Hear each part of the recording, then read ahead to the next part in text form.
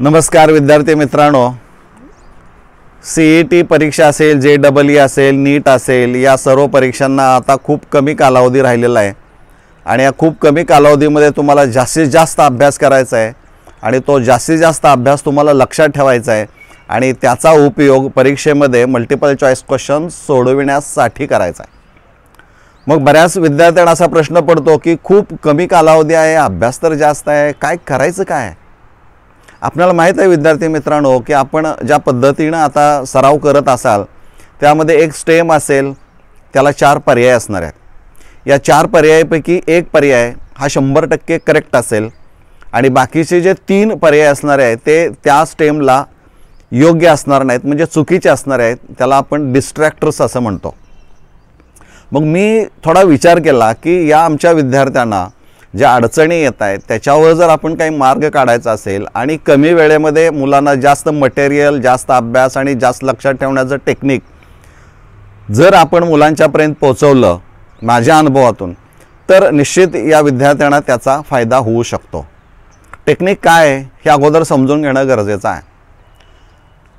या व्हिडिओमध्ये असे काही निवडक मल्टिपल चॉईस क्वेश्चन्स आहेत की ज्यामध्ये 4 ऑप्शन्स आहेत। 4 ऑप्शन्सपैकी 3 ऑप्शन्स 100% करेक्ट आहेत, लक्षात घ्या। 3 ऑप्शन्स 100% करेक्ट आहेत आणि चौथं जे ऑप्शन म्हणजे एक ऑप्शन असा असेल की जे 100% चुकीचं असणार आहे।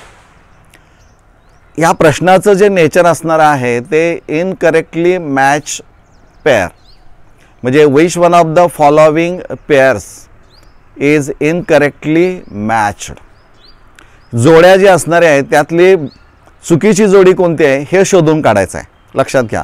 म्हणजे 3 ऑप्शन्स ॲक्युरेट असल्यामुळे 100% योग्य असल्यामुळे त्या तिन्हीचा अभ्यास तुम्हाला होईल, म्हणजे त्या तिन्हीवर 3 मल्टिपल चॉईस क्वेश्चन वेगळ्या पद्धतीने विचारले जाऊ शकतील आणि चुकीचं कोणतं आहे आणि त्याचं बरोबर काय असणार आहे हा एक चौथा। म्हणजे ज्यावेळी तुम्ही एक मल्टिपल चॉईस क्वेश्चनचा अभ्यास कराल त्यावेळी आपोआप तुमचा 4 मल्टिपल चॉईस क्वेश्चनचा अभ्यास झालेला असणार आहे। विद्यार्थी मित्रांनो, हे टेक्निक नीट समजून घ्या। म्हणजे एकाच वेळेस तुम्ही 4 MCQचा अभ्यास करतायत, असे 10 MCQचा अभ्यास जर केला तर तुमचे 40 MCQची तयारी होणार आहे। म्हणजे खूप कमी कालावधी राहिला आहे, जास्त अभ्यास करायचा आहे, तर हे तंत्र निश्चित तुम्हाला परीक्षेच्या दृष्टिकोनातून उपयोगी पडणारं आहे।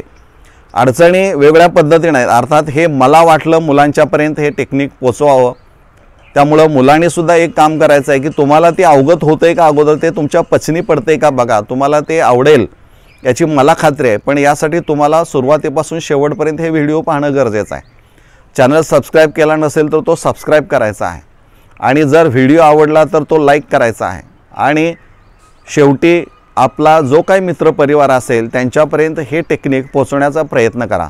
ज्यावेळी तुम्ही दुसऱ्याला मदत कराल ना त्यावेळेस तुम्हाला जास्त मदत मिळणार आहे, म्हणजे चांगले गुण तुम्हाला मिळणार आहेत। म्हणजे हा एक उदात्त हेतू ठेवून या आजच्या वेगळ्या प्रयोगासाठी आपण साथ द्याल मला अशी अपेक्षा आहे। खूप छान तंत्र आहे, समजून घेतलं तर कमी कालावधीमध्ये जे आपणाला वाटतंय की कमी कालावधीमध्ये अनेक गोष्टींची तयारी तुमची झालेली असणारी आहे। त्यामुळं रूट टू सक्सेस असं ज्यावेळेला आपण म्हणू त्यावेळेस तुमच्या डोक्यात एकच यायला पाहिजे, यश academy Karad.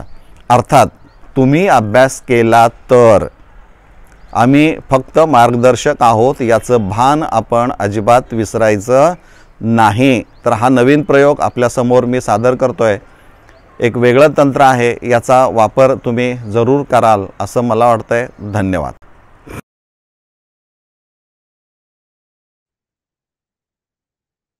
This first question, which of the following pairs is incorrectly matched? Here some polymers and their monomers or properties are given. A. Natural rubber isoprene. B. Thermoplastic polymer polystyrene. C. Terylene making Arlon. D.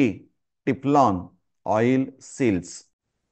So out of these 4 options, 3 are 100% correct and you have to select the pair which is incorrectly matched. आता इथं natural rubber त्याचा monomer असणार आहे तो isoprene, बरोबर आहे. Thermoplastic polymer is an example, म्हणजे thermoplastic पॉलिमरचं एक्झाम्पल काय असणार आहे, पॉलिस्टिरीन. टेरिलिन जो असणार आहे, या टेरिलिनचा use, it is use in making wrinkle free fabrics like Terrycot, Terrywool. त्यामुळं मेकिंग ऑर्लॉन ही पेअर जी असणार आहे, टेरिलिन आणि मेकिंग ऑर्लॉन ही इनकरेक्टली मॅच पेअर असणारी आहे. टिफ्लॉन ऑइल सील साठी त्याचा वापर केला जातो.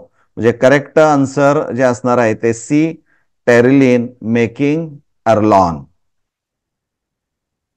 Which of the following pairs is incorrectly matched? A. Glycine, optically inactive. B. Leucine, essential amino acid. C. Lactose, alpha 1,4 glycosidic linkage. D. Cellulose, beta 1,4 glycosidic linkage. आता या प्रश्नामध्ये तुम्हाला असं दिसेल की glycine is a optically inactive, बरोबर आहे.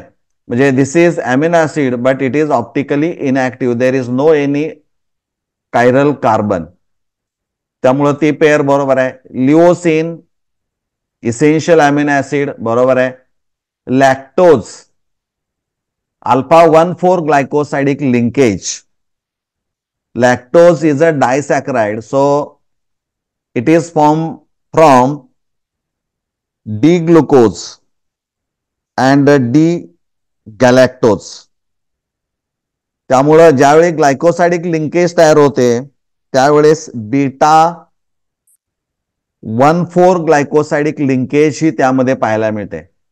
त्यामध्ये lactose alpha 1,4 glycosidic linkage, this pair is incorrectly matched. D cellulose हे पॉलिसॅक्राइड असणार आहे, पॉलिमर ऑफ बीटा ग्लुकोज असणार आहे, त्यामुळे बीटा 1,4 ग्लायकोसाइडिक लिंकेज हे 100% बरोबर असणार आहे, बरोबर आहे. त्यामुळे चुकीची पेअर कोणती असेल, C, lactose alpha 1,4 glycosidic linkage. Which of the following pairs is incorrectly matched? A. Clemmensen reaction, zinc Hg in concentrated HCl. B. Rosenmund reaction, hydrogen Pd barium sulfate. C. Mendes reaction, sodium in ethanol. And D. Stephan reaction, tin in hydrochloric acid. आता यातली कोणती pair ही चुकीची तुम्हाला वाटते, सांगता येईल? तर यामध्ये पहिल्यांदा आपण ए मध्ये जर पाहिलं तर क्लेमन्सन रिडक्शन रिएक्शन मध्ये रेड्युसिंग एजंट कोण वापरला जातो, तर zinc amalgam in hydrochloric acid, म्हणजे फर्स्ट पेअर बरोबर आहे.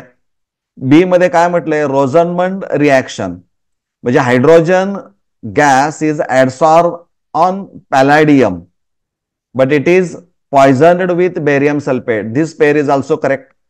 C. Mendes reaction, Mendes reduction, so sodium in ethyl alcohol is used, so this pair is also correct. Now what about D?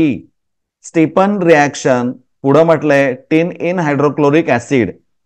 Actually इथं NO2 चं reduction करण्यासाठी tin in hydrochloric acid वापरला जातं, त्यामुळे Stephan reaction आणि SN in HCl, this pair is not correctly matched, बरोबर आहे. त्यामुळे स्टीफन रिएक्शन मध्ये stannous chloride SnCl2 in hydrochloric acid वापरला जातं, लक्षात घ्या. त्यामुळे करेक्ट आन्सर काय असणार आहे, D, Stephen reaction SN/HCl. Which of the following pair is incorrectly matched? आता या ठिकाणी त्यांनी म्हटलेलं आहे पहा की A aryl halide chlorobenzene, B vinyl halide 1 chloro ethene, C. Benzylic halide 1 chloro 2 phenyl ethane, आणि D. Allylic halide 3 chloro but 1 ENE. त्यामुळं यामध्ये अरिल हलाइड जर आपण पाहिलं त्याचं एक्झाम्पल दिलंय chlorobenzene, this pair is correct. Vinyl halide म्हणजे CH2 double bond CHCl म्हणजे 1 chloroethene, this pair is also correct. C benzylic halide 1 chloro 2 phenyl ethane. If you draw the structure of 1 chloro 2 phenyl ethane, you will find that the position of Cl in the given structure is at 1. But in benzylic halide, halogen atom is bonded to sp3 hybridized carbon, which is bonded to next to aromatic ring. म्हणजे इथं तसं C मध्ये दिसत नाही, त्यामुळे ही pair ही चुकीची असणारी आहे.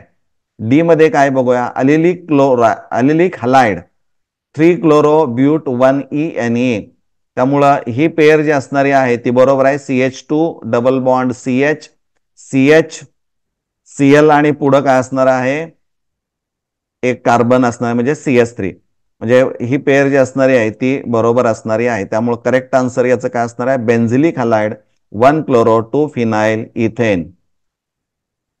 Next one, which of the following pairs is incorrectly matched? A यामध्ये काय दिलंय पहा, कोऑर्डिनेशन कॉम्प्लेक्सेस दिलेले आहेत आणि त्याच्या समोर त्याच्या प्रॉपर्टीज दिलेल्या आहेत.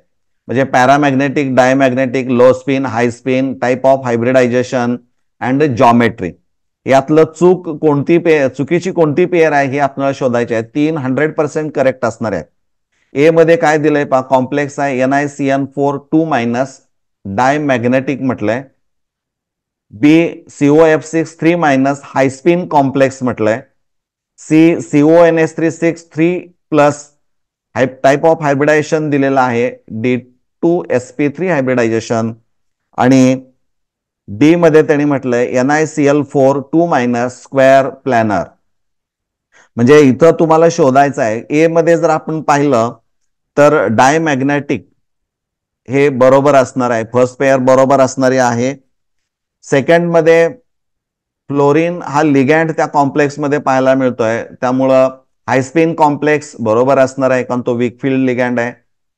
थर्ड पेअर मध्ये काय दिलेलं आहे त्यांनी, तर सीओचं हायब्रिडायझेशन दिलेलं आहे, त्यामुळं अमोनिया स्ट्रॉंग फील्ड लिगँड असल्यामुळं इनर डी ऑर्बिटल वापरात येतो, त्यामुळं D2sp3 hybridisation, this pair is also correct.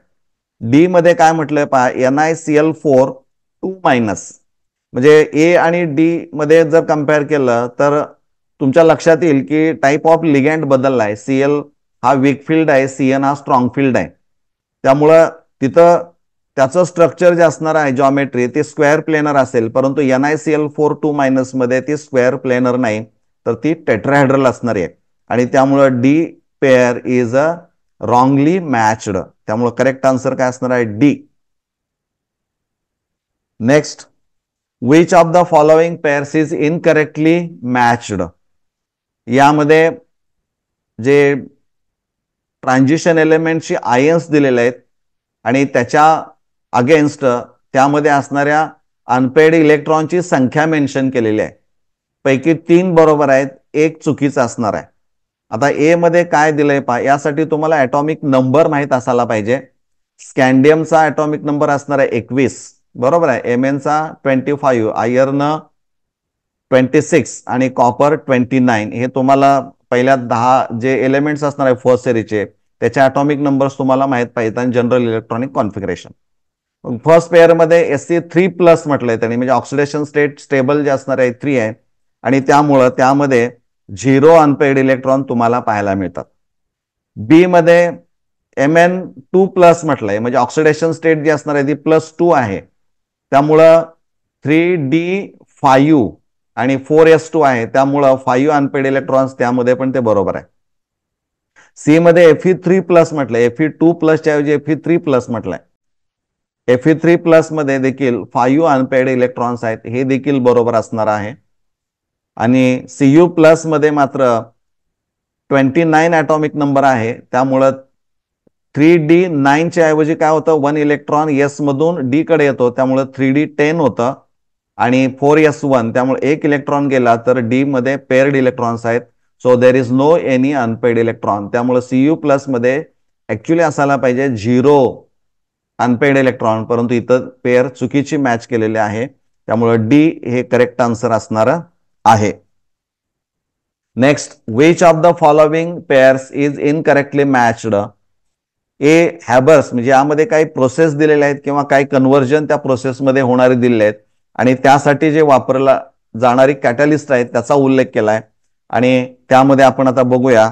हॅबर्स प्रोसेसमध्ये आयर्न आणि एमओ मॉलिब्डिनियम दिलेला आहे. बी फिशर ट्रोप्स प्रोसेसमध्ये कोबाल्ट प्लस थोरियम अलॉय दिलेला आहे. त्यानंतर सी मध्ये conversion of inedible oils to fat, solid fat मध्ये रूपांतर, कॅटलिटिक हायड्रोजनेशन दिलेलं आहे H2NI हीट. आणि डी मध्ये conversion of SO2 to SO3, manufacturing of sulphuric acid. तर यामध्ये चुकीची पेअर कोणती आहे हे आपल्याला यामध्ये शोधायचं आहे. हॅबर्स प्रोसेस तुम्हाला माहित आहे, मॅन्युफॅक्चर ऑफ अमोनियामध्ये हे कॅटलिस्ट वापरलेला आहे तो बरोबर आहे, म्हणजे पहिली पेअर बरोबर आहे. दुसऱ्यामध्ये काय दिलंय, फिशर ट्रॉप्स प्रोसेस गॅसोलिन तयार करण्यासाठी वापरलाय, त्यासाठी हे अलॉय कोबाल्ट आणि थोरियम हे वापरलं, तर हे पण बरोबर आहे. Conversion of inedible oils to fat, म्हणजे ऑइलचं फॅटमध्ये रूपांतर करायचं असेल तर कॅटलिटिक हायड्रोजनेशन, पर्टिक्युलर निकेल या कॅटलिस्टवर हायड्रोजन गॅस ऍडसॉर्ब केला जातो हाय टेम्परेचरला, त्यामुळे ती पण पेअर बरोबर आहे. डी मध्ये काय, conversion of SO2 to SO3, manufacture of sulphuric acid, इथं चारकोल म्हटलेलं आहे. ऍक्च्युली इथं ही मिसमॅच पेअर आपल्याला पाहायला मिळते.